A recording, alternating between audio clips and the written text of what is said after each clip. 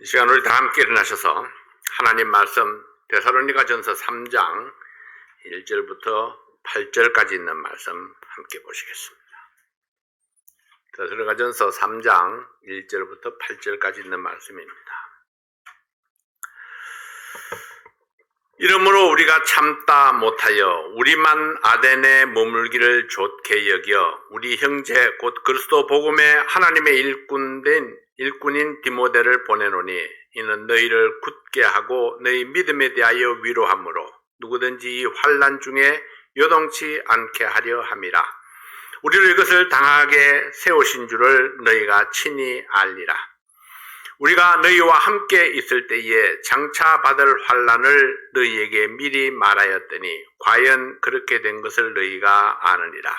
이러므로 나도 참다 못하여 너희 믿음을 알기 위하여 보내었노니 이는 혹 시험하는 자가 너희를 시험하여 우리 수고를 헛되게 할까 함이려니 지금은 디모데가 너희에게로부터 와서 너희 믿음과 사랑의 기쁜 소식을 우리에게 전하고 또 너희가 항상 우리를 생각하여 우리가 너희를 간절히 보고자 함과 같이 너희도 우리를 간절히 보고자 한다 하니 이러므로 형제들아 우리가 모든 궁핍과 환난 가운데서 너희 믿음으로 말미암아 너희에게 위로를 받았노라.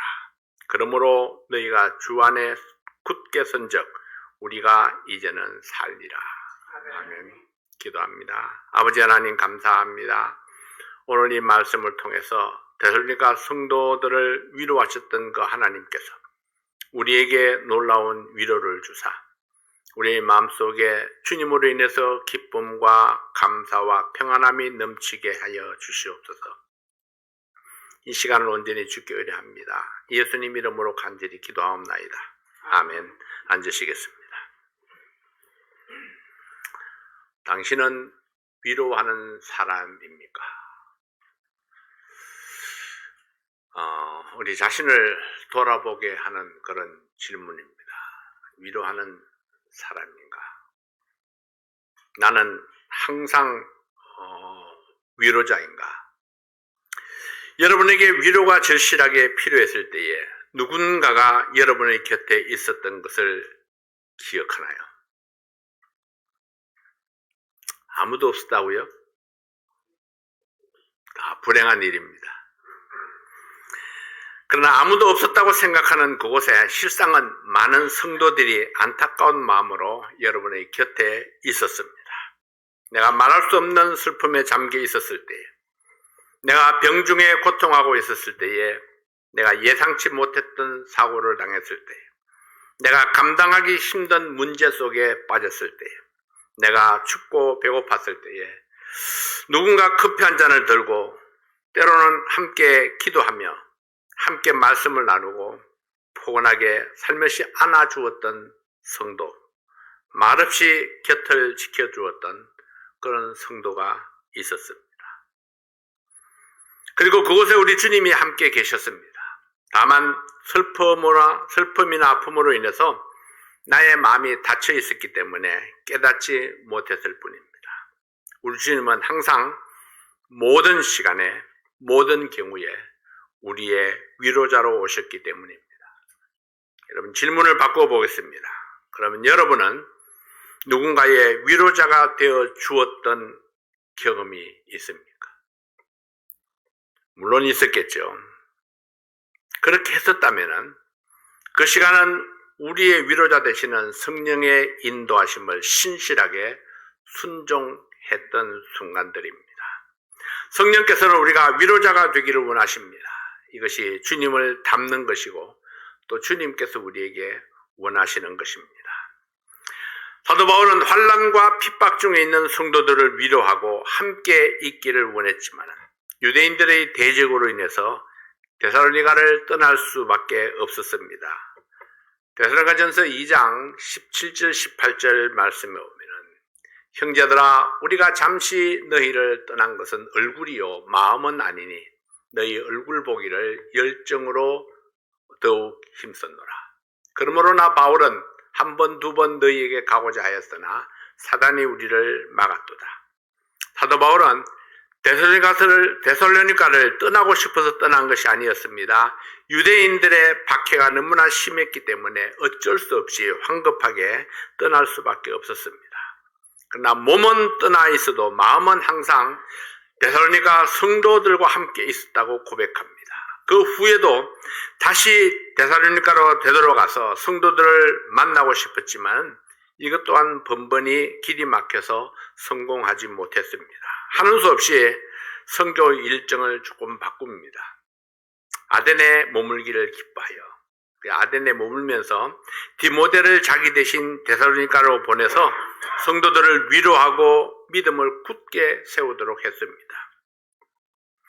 디모데를 통해서 전해들은 소식은 다행스럽게도 우리 데살로니가 성도들이 환난과 핍박을 잘 이겨내고 믿음 위에 굳게 서 있다는 소식을 듣게 되었습니다. 이것이 사도 바울에게 위로가 되었고 데살로니가 교회 성도들은 사도 바울이 디모데를 보냄으로 인해서 큰 위로를 받게 되었습니다. 오늘 이 말씀을 좀 더 잘 이해하기 위해서 지나간 날들을 간단하게 요약해 보겠습니다. 사도행전 17장 14절부터 18장 4절까지의 말씀을 보면은 바울 일행이 핍박으로 인해서 데살로니가를 떠나서 베레아로 가서 전도 활동을 할 때에 데살로니가에 있던 유대인들이 베레아까지 몰려와서 사람들을 선동해서 소동을 일으켰다고 기록하고 있습니다. 그래서 바울은 신라와 디모데를 남겨두고 에덴으로 가서 복음을 전하고 고린도로 옮겨가게 됩니다. 베레아에 남아있던 디모데는 데살로니가를 거쳐서 고린도에 가고 신라는 빌립보를 지역을 거쳐서 고린도에 가서 바울과 같이 이제 다시 합류하게 됩니다. 이때 디모데와 신라가 바울에게 데살로니가 교회 소식을 전하게 된 것입니다. 바울은 세계적인 지성의 도시인 아덴에서 사역을 할 때 그 어느 때보다도 동력자의 도움이 절실하게 필요했지만은 우선적으로 디모데를 데살로니가에 보낸 것은 그만큼 데살로니가에 있는 성도들을 향한 그 사랑이 컸다는 것을 보여줍니다. 바울의 선교 정책을 통해서 우리가 사역자의 올바른 자세를 또 살펴보기를 원합니다. 첫 번째로 디모데를 보내는 바울의 마음을 우리가 헤아려 보기를 원합니다. 1절과 8절에 두 번이나 강조한 말씀은 이러므로 우리가 참다 못하여 이렇게 시작하고 있죠. 이러므로 우리가 참다 못하여. 이 바울은 데살로니가 성도들을 향한 염려 때문에 참다 못하여 디모데를 보냈습니다. 참다 못하여 보냈다는 것은 바울이 절박했던 그때의 그 마음을 잘 나타내주고 있습니다. 그만큼 중요하고 믿을 수 있는 사람을 보냈는데 그가 바로 디모데입니다. 그럼 디모데는 어떤 사람입니까? 그는 바울에게 있어서 아들 같은 형제였습니다. 그는 하나님의 일꾼으로 인정된 자였습니다. 바울이 디모데를 소개할 때에 우리 형제라는 칭호를 사용하므로 바울과 실라와 동일하게 하나님의 일꾼된 자임을 인정했습니다. 그뿐만 아니라 그리스도 복음에 하나님의 일꾼이라는 표현을 써서 디모데가 하나님께 인정받는 일꾼이라는 사실을 강조합니다. 우리는 그리스도의 일꾼으로서 어떤 평가를 받는가 하는 문제는 복음 전도나 교회를 세우는 일에 굉장히 중요합니다. 함께 섬기는 사람들이나 내 교회 성도들에게 인정받지 못하는 사람이 어떻게 주님의 사역에 쓰임받을 수가 있겠습니까? 바울은 디모데를 그리스도 복음의 하나님의 일꾼이라고 평가했습니다. 따라서 인정받는 디모데도 중요하지만 그러한 디모데를 데살로니가로 보내는 바울의 마음을 우리가 헤아릴 수 있어야 합니다. 현재 내가 행하고 있는 그 전도 여행에 절실하게 필요했던 디모데였지만은 그러나 데살로니가 교회 성도들을 생각하는 바울의 마음이 잠시 그가 가던 발걸음을 중지하고라도 디모데를 데살로니가로 보내기를 원했던 것입니다.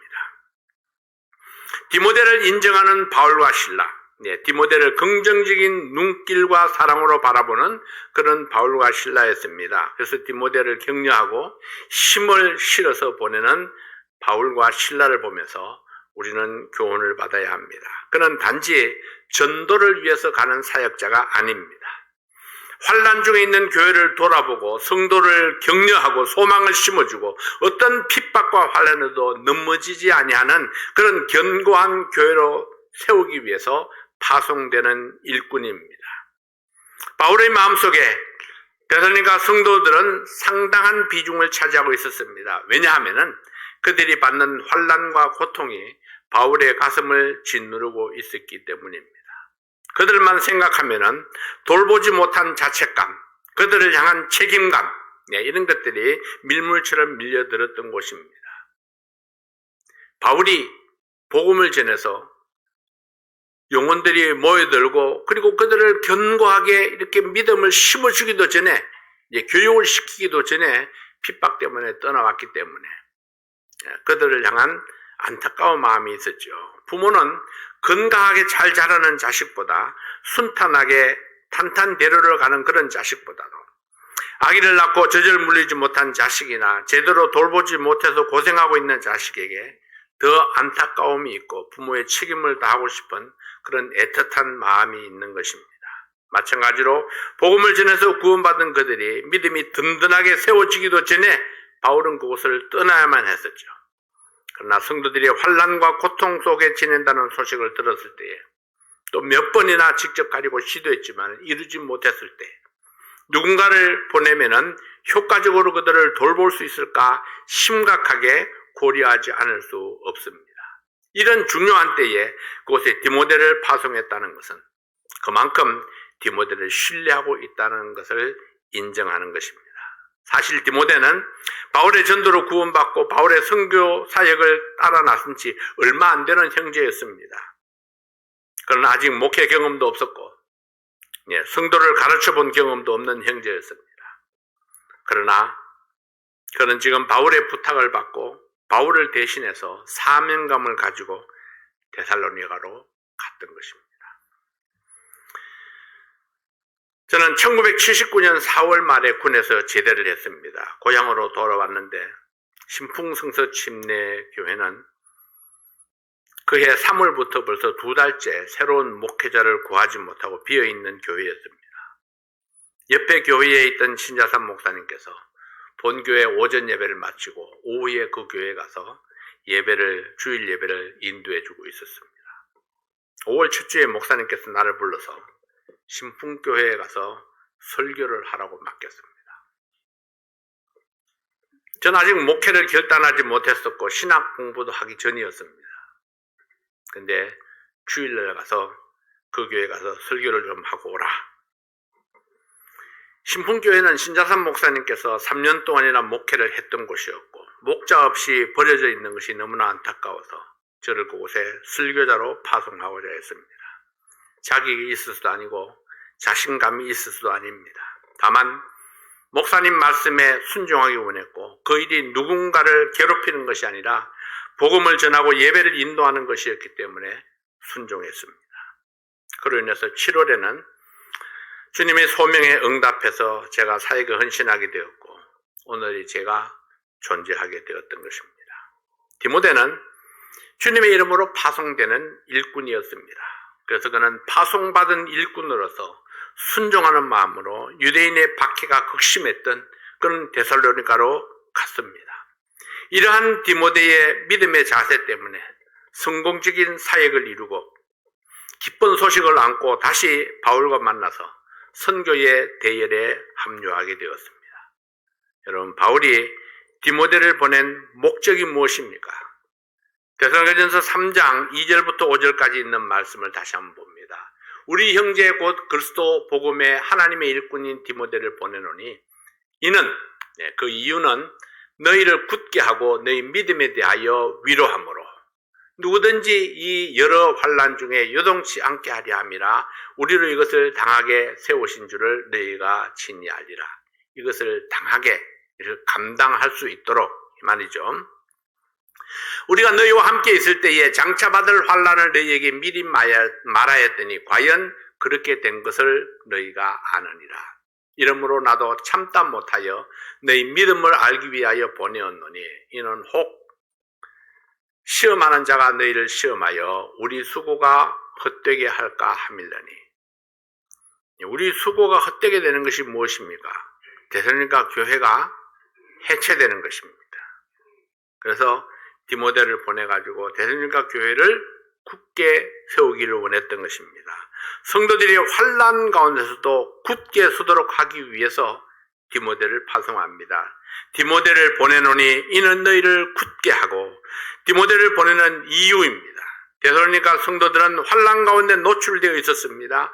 디모데가 간다고 해서 환난을 멈출 수 있는 것은 아닙니다. 디모데는 적을 공격하기 위해서 파송된 군사가 아닙니다. 교회 안에 있는 성도들을 굳게 서도록 돕는 것이 1차적인 목표입니다. 성도를 강하게 세움으로 어떤 환난이 와도 흔들리지 않게 하는 것입니다. 뿐만 아니라 믿음 위에 굳게 서는 것이 바로 승리의 비결이라고 믿었습니다. 시편 50편 15절 말씀에 보면은 환난 날에 나를 부르라. 내가 너를 건지리니 내가 나를 영화롭게 하리로다.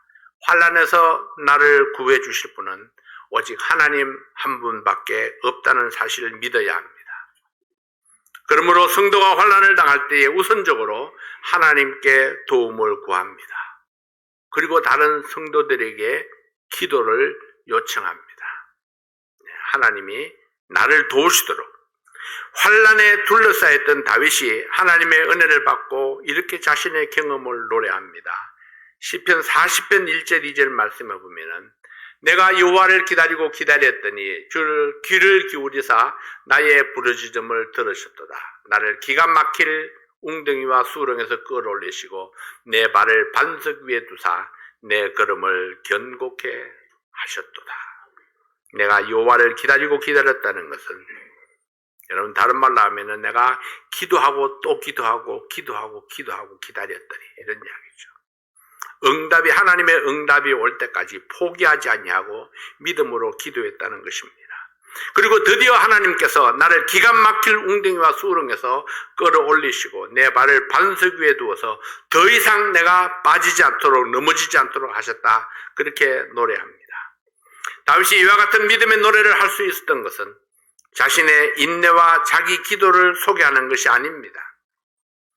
오직 하나님만 의지하고 믿음으로 기도하면 우리를 외면하지 아니하시고 건져주시는 하나님이다 하는 사실을 노래했던 것입니다. 여러분, 믿음이란 무엇입니까? 히브리서 11장 6절은 이렇게 증거합니다. 믿음이 없이는 기쁘시게 못하나니 하나님께 나아가는 자는 반드시 그가 계신 것과 또한 그가 자기를 찾는 자들에게 상 주시는 이심을 믿어야 할지니라. 하나님을 기쁘시게 하는 믿음은 하나님이 살아 계시는 것과 하나님을 찾는 자들에게 상 주시는 분임을 믿는 것입니다. 내가 고난 가운데 있을 때에 하나님이 여전히 살아 계신다. 하나님을 찾으면 나를 만나 주신다. 하나님은 나의 힘이시요 피난처이시다. 이러한 믿음 위에 굳게 설 때에 고난이 훈련으로 될 수 있습니다. 야고보는 그리스도인이 여러 가지 시험을 만나거든 온전히 기쁘게 여기라고 말씀했습니다. 왜냐하면 믿음의 시련이 인내를 만들어내고 그 인내는 나를 성숙하게 하기 때문이라고 말씀합니다. 그리스도인이 시험을 받으면 믿음의 시련이 옵니다. 그 시험에 믿음으로 반응할 것인가 아니면 육신으로 반응할 것인가 하는 것은 그런 선택의 기로에 서게 됩니다. 이때 우리가 기억해야 할 것이 있습니다. 믿음이 없이는 하나님을 기쁘게 할 수 없다는 이 말씀입니다. 어떤 환난과 시험이 와도 하나님이 나를 건지신다는 그는 믿음으로 굳게 서도록 돕는 것이 바로 디모데를 이곳에 파송한 목적입니다. 그래서 디모데가 가가지고 그들에게 할 수 있었던 것이 무엇일까요? 하나님의 말씀을 전하고 하나님을 신뢰하도록 전하고 그리고 함께 하나님 앞에 기도하는 것이었습니다. 사단을 대적하는 것이 믿음을 굳게 세우는 비결입니다. 사단은 시험하는 자입니다. 사단은 끊임없이 성도들 사이를 오가면서 올무를 놓고 시험에 빠지는 성도를 기다립니다. 믿음과 인내로 시험을 이기고 지나가면은 곧바로 또 다른 시험이 나를 찾아옵니다. 사단은 달랠 수 있는 존재가 아닙니다. 사단은 대적하여 싸우고 물리쳐야 하는데 우리는 연약합니다. 그래서 우리가 할 수 있는 일은 하나님의 도우심을 믿고 기도하는 것입니다. 믿음으로 승리한 나의 경험은 또 다른 시험을 만난다 할지라도 두려워하지 아니하고 사단을 대적하여 설 수 있는 것입니다. 사단은 오늘도 삼킬 자를 찾아서 우리 주변을 맴돌고 있습니다. 환난 중에 있는 사람은 흔히 자기만 어려움을 당하고 있다고 생각합니다. 그러나 누구에게나 고난이 있고 무릇 그리스도 안에서 경건하게 살고자 하는 자는 고난을 받으리라고 말씀을 합니다. 그렇다면 고난당하는 사람들의 대응책이 무엇입니까? 믿음을 굳게 하여 사단을 대적하라. 사단을 대적하는 것이 사단과 힘으로 싸우는 것이 아닙니다. 하나님을 의지하는 것 자체가 바로 사단을 대적하는 것입니다. 하나님을 신뢰하는 것이 곧 사단을 대적하는 것입니다. 하나님의 말씀에만 반응하고 순종하는 것이 사단을 대적하는 것입니다. 사단의 시험을 예상하고 미리 경계하는 그런 믿음을 가져야 합니다. 경계한다는 것, 그것은 상대를 살피는 것입니다. 경계는 높은 망대가 필요합니다. 망대는 멀리 볼 수 있는 장점이 있습니다. 그래서 우리의 눈을 들어서 멀리 바라볼 수 있어야 합니다. 사건과 사건 뒤에 숨어있는 동기를 보고 환난과 역경 뒤에 숨겨진 하나님의 깊은 뜻을 찾아내는 것입니다. 사단의 흉계를 발견하고 사단을 꾸짖는 믿음이 필요합니다. 현재의 고난 때문에, 현재의 문제 때문에 잘 보이지 아니하는 장벽을 넘어서서 소망 가운데 약속하신 주님의 약속을 바라보는 믿음이 있어야 합니다. 여러분, 어떤 일이 일어날 때에 이것이 하나님께서 주시는 것인가 사단이 주는 것인가를 분별하는 믿음을 가져야 합니다.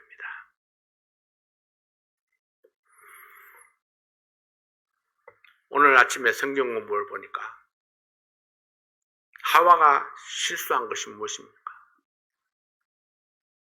하나님의 말씀도 들었고 사탄의 말도 들었는데 이 분별하는 능력을 가지지를 못했습니다. 마땅히 하나님만 따라야 한다는 그런 결단을 가지지를 못했던 겁니다. 하와의 이런 실수를 보면서, 그런 실패를 보면서 우리가 생각해야 될 것이 무엇입니까? 사단은 항상 우리 주위에 있습니다. 하나님의 말씀도 항상 우리에게 주어져 있죠. 내가 하나님의 말씀만 따르겠다는 그런 결단이 순간순간 우리에게 필요한 것입니다. 그래서 하나님의 말씀만 순종하는 그런 믿음을 가질 때에 우리가 모든 환난 가운데서도 능히 승리할 수 있을 줄로 믿습니다. 데살로니가 교회가 어떻게 주님께 칭찬받는 교회가 될 수 있었습니까? 환난을 환난으로 보지 아니했고 시련을 기꺼이 믿음으로 받아들였기 때문입니다. 이 디모데가 데살로니가로 간 것은 흔들리는 성도들의 믿음을 굳게 세우는 것이 1차적인 목표였습니다. 디모데는 실제적으로 데살로니가 성도들의 믿음을 굳게 세우셨고 하나님의 말씀을 받는 확실한 태도를 심어주었습니다. 두 번째로 고난 중에 있는 성도들을 위로하기 위해서 갔습니다. 데살로니가 교회 성도들이 환난을 당하고 어려움 속에 있었을 때에 디모데는 하나님의 말씀으로 그들을 위로하기 원했습니다. 사탄의 유혹과 공격은 항상 있었던 것입니다. 나만 홀로 당하는 환난이 아니라 그리스도를 사랑하는 모든 사람들이 당하는 환난입니다. 이것을 알고 믿으면 우리는 능히 환난 중에도 기쁨을 찾을 수 있습니다. 디모데는 성도들의 믿음을 칭찬하고 격려함으로 고난 중에 있는 성도들을 위로했습니다. 뭐라고요? 성도들의 믿음을 칭찬하고 격려함으로 위로했습니다. 자, 무엇이 우리의 힘입니까? 믿음을 칭찬하고 격려함으로 위로하는 것이 우리를 승리로 이끄는 힘입니다. 이것은 바울의 목자적인 심정을 잘 나타내주고 있습니다. 바울은 복음을 전하고 영혼이 거듭나는 데 그치지 아니하고 계속적인 보살핌을 통해서 양육하고 열매 맺기에 이르기를 원했습니다. 그래서 디모데를 파송했고 성도들을 위로하고 격려함으로 교회를 굳게 세워갈 수가 있었던 것입니다. 두 번째로 이게 바울이 받은 위로를 살펴봅니다. 디모데의 방문이 데살로니가 교회 성도들에게 큰 축복과 위로와 기쁨이 되었습니다. 그들이 힘을 얻었고 믿음 안에 견고하게 세워졌습니다. 이제 바울은 고린도로 돌아온 디모데를 통해서 이 데살로니가 교회 사역 보고를 듣고 지금까지의 염려는 다 사라지고 기쁨이 충만하게 되었습니다. 성도들의 믿음의 소식이 바울에게 얼마나 큰 위로가 되었는지 모릅니다. 데살로니가전서 3장 6절 말씀에 보면은 지금은 디모데가 너희에게로부터 와서 너희 믿음과 사랑의 기쁜 소식을 우리에게 전하고 또 너희가 항상 우리를 잘 생각하여 우리가 너희를 간절히 보고자 함과 같이 너희도 우리를 간절히 보고자 한다 하니. 바울이 데살로니가 성도들을 향해서 안타까운 마음과 근심으로 가득 차 있을 때에 디모데를 통해서 기쁜 소식을 전해 들었습니다. 디모데가 전한 소식에 의하면은 데살로니가 성도들이 믿음과 사랑이 충만할 뿐만 아니라 바울을 몹시 그리워하고 있다는 것입니다. 바울도 그들을 그리워하고 있는데 그들도 바울을 그리워하고 있다는 소식을 들을 때에 이 서로 사랑이 통했습니다. 그래서 바울의 마음속에 큰 기쁨이 되었습니다. 바울의 짝사랑이 아니라 그들도 바울을 보고 싶어 한다는 것은 그들의 마음속에도 바울을 향한 사랑이 있다는 것을 입증해 줍니다. 바울은 데살로니가 성도들의 사랑을 받고 있다는 사실이 큰 힘이 되었고 위로가 되었습니다. 여러분, 이것이 사역자에게 있는 가장 큰 기쁨입니다. 성도들로부터 사랑받고 있다는 것을 알 때에 마음속에서 솟아나는 기쁨과 행복, 이런 기쁨이 바울에게 충만했습니다. 디모데가 이런 기쁨의 소식을 전해준 것도 큰 기쁨이지만 디모데가 다시 바울에게로 와서 사역에 합류할 수 있었던 것은 바울에게 말할 수 없는 위로가 되었습니다. 함께하는 기쁨, 동역자와 사역을 함께 나눌 수 있는 기쁨, 서로의 사랑을 확인할 수 있는 기쁨, 이것이 바울의 행복이었습니다.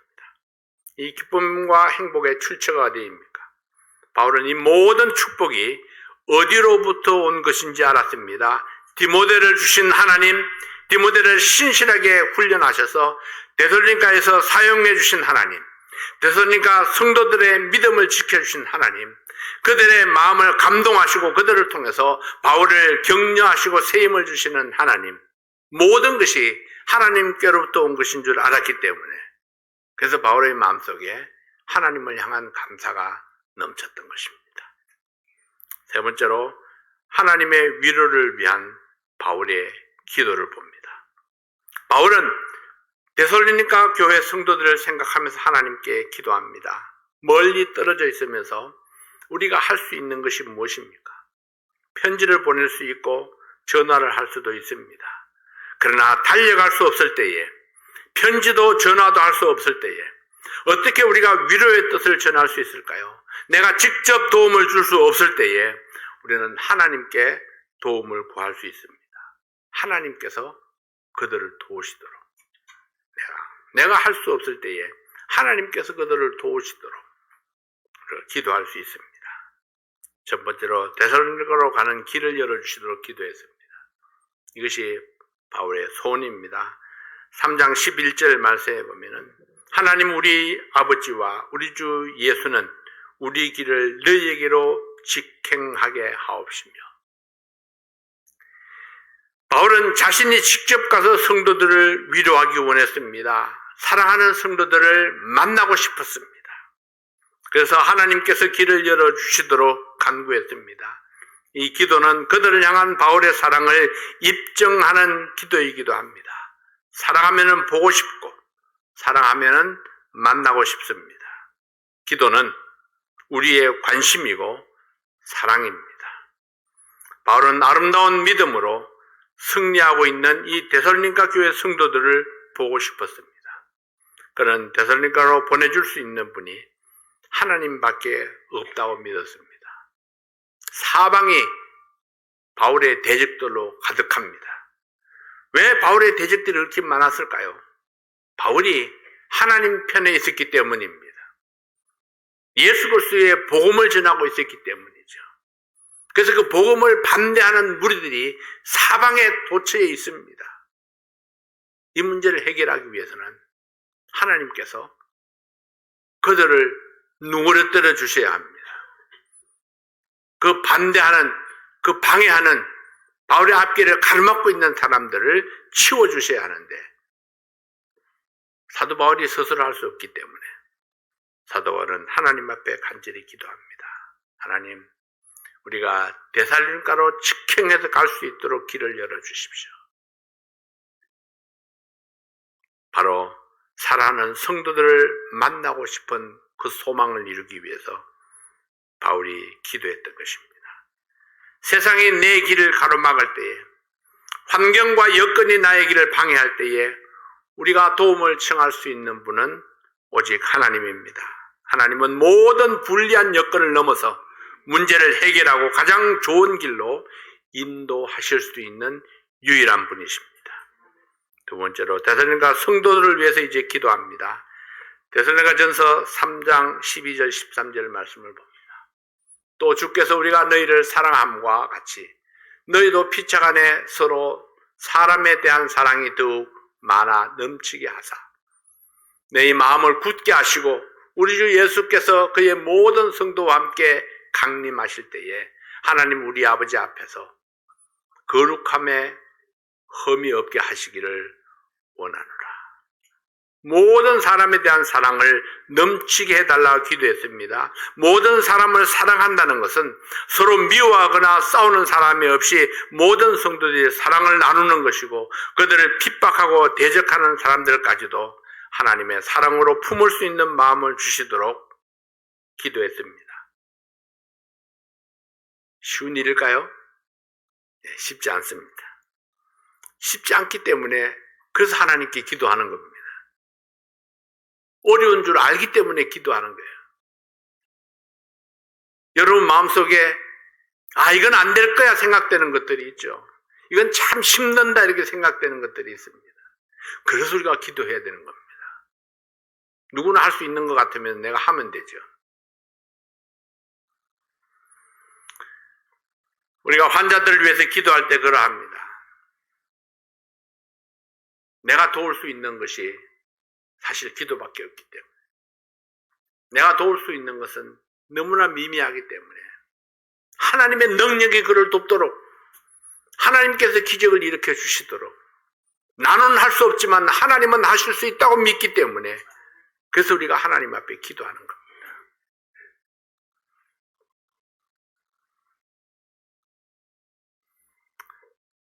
화요일날 인터뷰에서도 어떤 일이 있을지 모르지만 저는 하나님께서 역사하시기를 기도하는 겁니다. 전적으로 인터뷰하는 그 사람에게 전권이 주어져 있기 때문입니다. 그래서 우리가 기도할 필요가 있습니다. 단 한 사람에게 전권이 주어져 있습니다.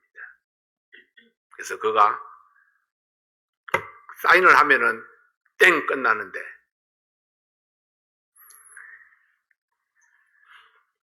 우리의 마음을 살피시고 우리의 마음을 감동하시는 하나님께서 우리의 마음의 소원을 이루어 주시기를 기도합니다. 하나님께 모든 성도들이 사랑으로 충만하도록 기도했습니다. 성도들이 서로가 서로에게 위로자가 되기를 소망했습니다. 그리고 복잡하고 험한 세상을 살아가고 있지만은 그럼에도 불구하고 예수 그리스도 강림하실 때에 거룩하고 흠이 없는 모습으로 모든 성도가 함께 설 수 있도록 하나님의 도우심을 간구했습니다. 우리는 한시 동안도 주님의 도움 없이는 온전하게 살 수 없습니다. 주님의 도우심은 우리의 기도를 따라 나타납니다. 우리 사랑침례교회가 성도들의 기도로 인해서 주님의 보호 가운데 있게 하시고 온 교회 성도들이 흠 없이 주님 앞에 설 수 있게 되기를 간절히 바랍니다. 기도하겠습니다. 아버지 하나님 감사합니다. 오늘도 우리와 함께 하시는 하나님, 우리의 기도를 들으시는 하나님, 우리에게 말씀하시는 하나님, 우리가 그 하나님의 음성을 듣고 하나님께 우리의 마음을 온전히 맡깁니다. 아버지 하나님, 우리의 기도를 들으시고 축복해 주십시오. 하나님의 뜻을 알게 하시고 하나님의 뜻을 이루어 주시옵소서. 우리 김정기 선교사님, 하나님께서 특별한 은혜를 베푸셔서